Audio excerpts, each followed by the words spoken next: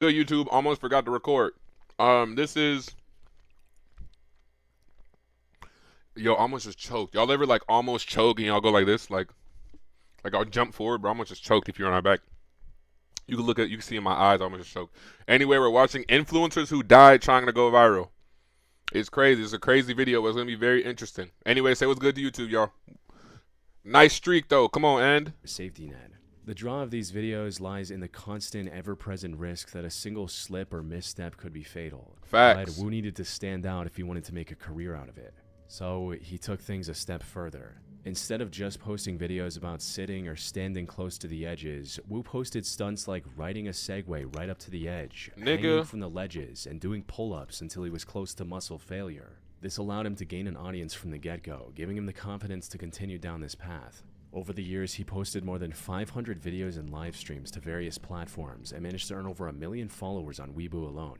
These videos also earned him close to $83,000, making this his full-time career. Doing these crazy stunts allowed him to earn a better life for himself and his loved ones. There was just one massive problem.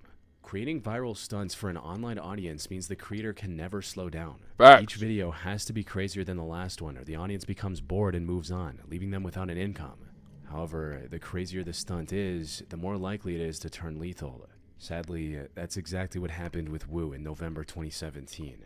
He came across a competition promising $15,000 to the video that went the most viral. Wu needed this money to pay for his mother's medical expenses and wanted to Damn. save the rest for his wedding. So, on the morning of November 8th, he climbed to the roof of the Huayuan Hua Center building to film the most jaw-dropping stunt yet. Most people aren't allowed to climb to the very top of these buildings, so Wu I'm not gonna lie. I saw this on Instagram. Like, not this video, but like this dude. He like try. I'm gonna just shut agreed up. to free climb his way from the outside as well, adding life-threatening risk to this challenge before the camera even began rolling. After reaching the roof, he set up his tripod and Nigga. began recording, and Look started at- lowering himself over the edge. First the right leg, and a Yeah, few seconds I saw later this. the left. However, instantly something was not right. He looked like he was struggling to hang on and had to readjust his grip multiple times. He was potentially already exhausted from the free climb to the top, but he didn't really have the time to rest before someone from the building management might notice him and escort him back down. So he went ahead with the stunt anyway, proceeding to do the pull-ups he was most well known for. The plan was to pull himself back up to safety after the third pull-up. He'd done the same dozens of times in the past. Unfortunately, things did not go as planned. The video showed him struggling to pull himself back over the And then edge he, like, after the jumps, third right? pull-up. He tried to use his feet, but the side of the building was too slippery to generate any traction. Wu kept trying until his grip failed, sending him plunging 45 feet onto a lower terrace below. He did not survive this fall, and since he was completely alone when trying to record this video, no one knew what happened to him right away. His girlfriend filed a missing person report when he didn't return home, but it wasn't until the next day that a window cleaner discovered his remains. He Dang. wanted a better life for himself and his loved ones. That's crazy, bro. Sadly, the risk he took for this viral stunt cost him everything. On the night of February 5th, 2021, the Urban Air Trampoline Park in Hermitage, Tennessee was Y'all hear filled me, to the Ida? brim with families and friend groups looking to enjoy the weekend night. However, on this night specifically, this would not last long. As one of the friend groups at the park was walking out into the parking lot, they saw a man running at them with a massive butcher knife in his hand. This was 20-year-old Timothy Wilkes, an upstanding and hardworking person who was just a month away from graduating as an HVAC technician. His future that nigga looked down bright. like a dog. However, Timothy's primary interest was in something else. He watched a lot of prank channels on YouTube and wanted to go viral with a prank of his own. More specifically, he wanted to film a fake robbery prank where he records himself pretending to rob someone and then uploading their reaction to the internet. But an important thing about almost all of these prank videos that he was watching on YouTube is that they were staged. 9 times out of 10, the person being pranked already knows about the whole thing. Didn't I just say that? I was just having this conversation with chat. I said, I wish people thought like content creators who already know. Most of this like YouTube shit and all that, bro, they've been fake for like over a decade, bro.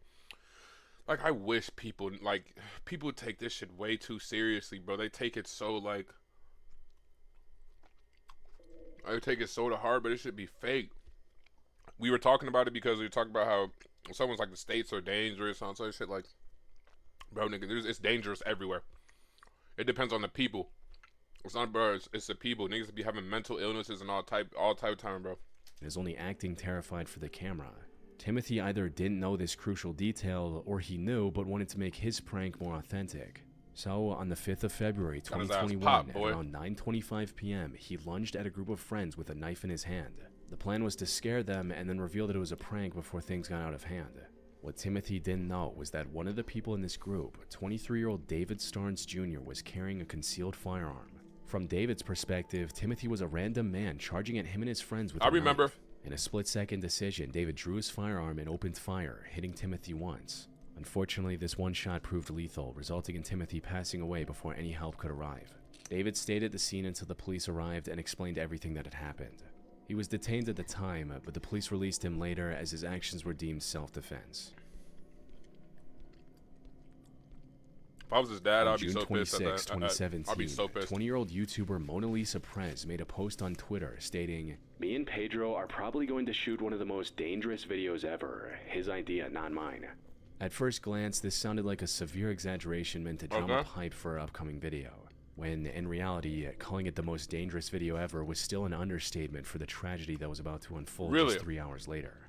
The lead up to this incident started back in November 2016, when Mona Lisa and her boyfriend Pedro decided to start a family channel together called Mona Lisa and Fam.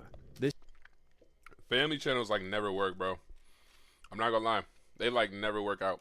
I'm not even talking about them because one of them died, but like, it just never worked. This channel mostly consisted of vlogs of the two of them doing various challenges and going on adventures together. Normal, inoffensive family channel content. And while none of these videos went viral, they were still gaining consistent views, allowing the couple to gain thousands of subscribers by mid-2017. However, Pedro wanted to take his online career to the next level. The plan was to create a new channel called Damn It Boy, featuring daring stunts unlike anything the internet had seen before. He even had a clear vision for the direction of this content. Okay. Everything I'm gonna be showing you guys on my channel, you guys are gonna be saying, "Damn it, boy." But unlike his family channel that was growing at a steady pace, Pedro wanted this channel to have good momentum from the get-go. He wanted his first video to go mega viral, and to do that, he wanted to upload the most dangerous and death-defying stunt he could think of. So after much deliberation, this was the idea he came up with. The point of this video is, I really just want to see if a .50 caliber bullet can go through a book. So, if he makes his wife hold this damn book, if he makes his wife hold this damn book, he wanted to kill her. I'm not hearing nothing else. If he tells her to hold this book, he wanted to kill her. The ultimate test to see if this .50 caliber bullet will go through a book is, I'm just not going to just set it and just shoot it. No. I'm going to stand behind it. And Mona Lisa is going to shoot it. She's traumatized for life. She might not ever be able to be in I don't know, bro. Mona Lisa was strongly opposed to this plan, but after nearly 2 months of back and forth, he managed to convince her that it could work. So on the 26th of June 2017, at roughly 8 p.m., Pedro did exactly what he planned. He set up the camera in the backyard of their home in Houston, Minnesota, held up the book in front of him, and told Mona Lisa to shoot. This is on video, bro. Unfortunately for Pedro, the thick encyclopedia he chose for the stunt proved completely ineffective. The high-caliber bullet went straight through the book and his body. I was about to say, 50 cal go through metal. 50 cal go through metal, gangy. By the time help arrived, it was already too late. Pedro passed away in front of 30 witnesses from around the neighborhood who came running after hearing the gunshot, including his 3-year-old daughter. What made this situation even more heartbreaking was the fact that Mona Lisa was also pregnant with their second child. She was taken into custody and later pleaded guilty to second-degree manslaughter. Guilty? However, the court understood her tragic situation and sentenced her to only 6 months in prison rather than the up to 15-year sentence that second-degree manslaughter usually carries. That's bogus, bro. She shouldn't have got jail time. I ain't gonna lie to you. Dmitry Nuyanzin spent a decade building his reputation as a personal trainer and fitness coach in Russia. Over the years, he trained many elite athletes in person while also posting online guides and tips under the name Dmitry Fit for his more than 40,000 followers. The most notable aspect of Dimitri's content, however, was his dedication to authenticity. Okay. He followed the same program he taught to demonstrate firsthand its effectiveness. What he never anticipated was that his readiness to put himself on the line would ultimately cost him everything. It began in September 2025 when Dimitri announced a challenge to deliberately gain at least 55 pounds or 25 kilograms and then lose it all using his own training and dietary regimen. He also put a roughly $100 reward for any viewer who could lose 10% of their body weight by the end of 2025. In a post promoting this challenge, Dimitri wrote, "Friends, my weight loss course is starting soon where you can win cool prizes and most importantly build a beautiful body, learn how to eat, and have fun." Things were progressing smoothly. However, there was just one major How does hurdle this go standing bad? in his way. Gaining over 50 pounds in such a short time wasn't going to be easy. So, to stay competitive in his own challenge, Dimitri put himself on a crash diet of over 10,000 calories a day. For some Damn. context, most adult men with his build need somewhere between 2,500 and 3,000 calories to maintain their weight. He would post videos eating mountains of calorie-dense foods with lots of sugars and fat, and this worked just as expected. By November 18th, he weighed 230 pounds or 105 kilos and was rapidly approaching his goal. Unfortunately, the challenge came to an abrupt stop just a few days after he posted this video. Friends reported Dimitri missing training sessions, claiming that he wasn't feeling well and that he needed to see a doctor.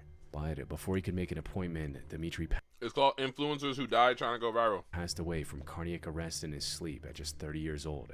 The 10,000 calorie diet overtaxed his body, eventually leading to a sudden, catastrophic collapse. On July 15, 2024, Indian travel influencer Anvi Kandar, known online as the Global Journal, posted a list of her top places to visit in the country, not knowing that this would become the last time her nearly 300,000 fans would see her alive. She had been posting content on the internet since 2016 and had become a very trusted travel vlogger. Anvi visited nearly every corner of her country, highlighted underrated destination spots, and made it a point to spread positivity through her content. However, this effort was cut short just a day after she posted this video. She was visiting the Kumbi waterfall on July 16th, located around 80 miles from Mumbai. No way she The fell. ground surrounding the 178-foot waterfall was wet and slippery. Anvi was being very cautious, as this wasn't her first time visiting such a place. But while trying to line up a better shot of the waterfall that for her dookie water. content, she accidentally took one wrong step, resulting in her losing her balance and falling down a 350-foot deep ravine. The sheer depth, combined with the dense foliage, made it impossible to even see her from the top. The rocky, slippery terrain also prevented anyone from rushing to her rescue. When rescuers arrived, 6 of them rappelled down using ropes, while 50 others assisted them from the top. Despite the massive operation, it still took 6 hours to rescue Anvi from this ravine. However, they would get some good news. She was severely injured, but was still breathing. Rescuers rushed her to the nearest hospital.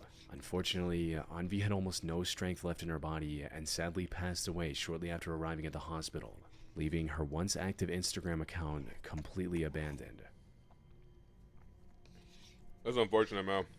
Castilla-La Mancha is the tallest bridge in all of Spain, making it a somewhat popular destination for thrill seekers. Many daredevils have climbed to its top in the past, and 24-year-old British influencer Lewis Stevenson was attempting to do the same. Lewis was a rooftopper that made a name for himself posting breathtaking pictures of his many different climbs to his Instagram account. He arrived at the bridge on the morning of October 13, 2024 with one of his friends and began climbing. His friend went ahead and Lewis followed. It was a brutal, monotonous climb. Thankfully, things started off as expected, with the two steadily making their way up the service ladder and nearly reaching the top. But before they could reach the safe platform up top, tragedy struck. It's unclear what exactly happened. The damp weather may have made a step dangerously slippery, or Lewis might have simply missed a step and stumbled. In either case, the outcome was the same. Lewis lost his grip and plummeted over 630 feet back to the base of the climb. His friends called the authorities immediately. Unfortunately, by the time they reached Lewis, he'd already passed away from the impact. The climb, which was meant to be a crowning you don't achievement, survive that, bro. instead became his final act. It's unfortunate. You don't survive no 600-foot fall, boy. That's actually a fall that dismembers you on impact, high key. That's unfortunate, though. Another Skeeter video? Hold on.